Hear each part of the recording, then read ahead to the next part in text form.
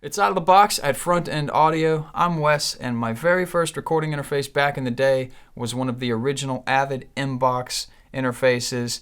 It kind of went away for a while. We haven't seen them on the market, but Avid just came out with the Mbox Studio, and it is bigger and way better than ever. It looks super cool. Ton of inputs, ton of outputs, and a ton of really cool features. We're going to go over some of that today. So here it is. Let's get to it. This is the Mbox Studio. You have your input section here on the left side with your knob here to control the gain. You have your output side over here on the right. You can control your monitoring volume. Here on the front panel are your first two inputs. They are variable impedance microphone inputs, line inputs, as well as instrument inputs. You can select between which type of input you want to use by just hitting this input button here. You can switch between mic, line, and instrument. And then, like I said, with the knob here, you can control the gain staging. You can turn on 48 volts for phantom power. You have your variable impedance. You can select the impedance here for your microphone so that you can match that up. You have a pad. You can even link. You can press this link button. That way, when you're adjusting your microphone input level, you can switch to line, and you see that it also adjusted your line level to be the same so that you can match those up. So you can turn that off. Like I said, you have your front two inputs, but on the back, you have an additional 6 inputs, which we will get to in a minute. These buttons right here, you can actually use these to program user functions that are in the Avid Mbox control software that comes bundled with this. You can do a lot of cool things with the software. You can, first of all, you can monitor with no latency. You can do a lot of your levels, balancing, your mixing in there.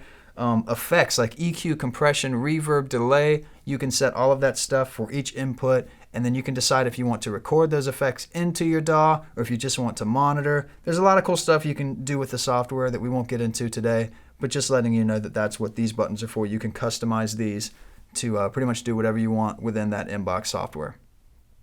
Over here on the right side, like I said, this is your monitor controller section. Here you have a mute button. You can dim. You have a Talkback microphone on here, which is right here beside the volume knob. You can also link the outputs. That way your main, your alternate set of speakers, your Bluetooth or your headphones, all of that stuff is all linked to be the same level whenever you're adjusting here. That way when you're switching back and forth between different speakers, the volume's the same. You don't have any crazy volume bumps or dips. And like I said, this is how you control your Talkback. You have a mono button, which is super helpful when you're mixing. You can send, there's a Bluetooth button here, you can send the signal from this out to a pair of Bluetooth speakers by pressing this here. And right here on the input stage, this is how you would sync up your phone or your Bluetooth device to the unit so that you can get Bluetooth into the interface. You have 2 headphone outputs here. Each of them have they're each independently controllable with your volume knob here. On the back of the unit, you have an additional 6 line inputs. The first 2 of those, number 3 and 4, double as a microphone input. So you actually can have 4 microphones and then an additional 4 line inputs, which is very cool. So if you have some external preamps, you can hook those up, and you can actually record a drum kit with this. You have a total of 8 analog inputs, or you can just use these as, line ends for your hardware. And you'll see above line input 7 and 8, it says effects returns.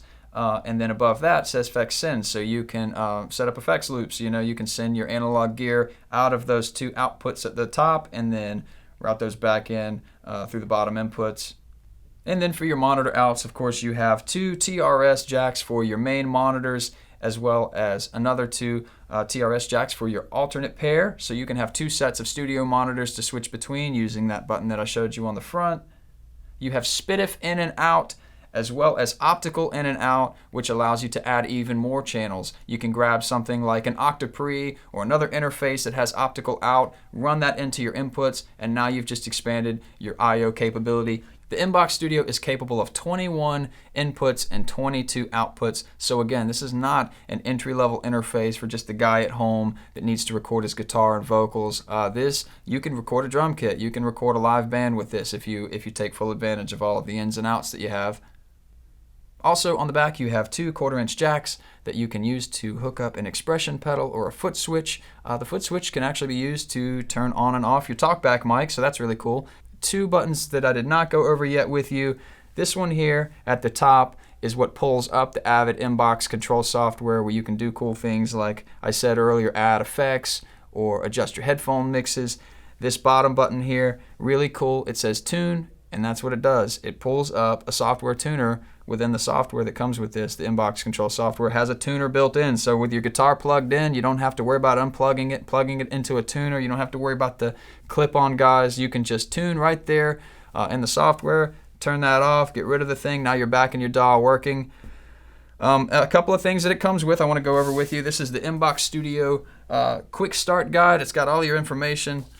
Cool picture there on the back. It comes with a USB-C to C cable, as well as a C to A adapter, so that you can use your software with this.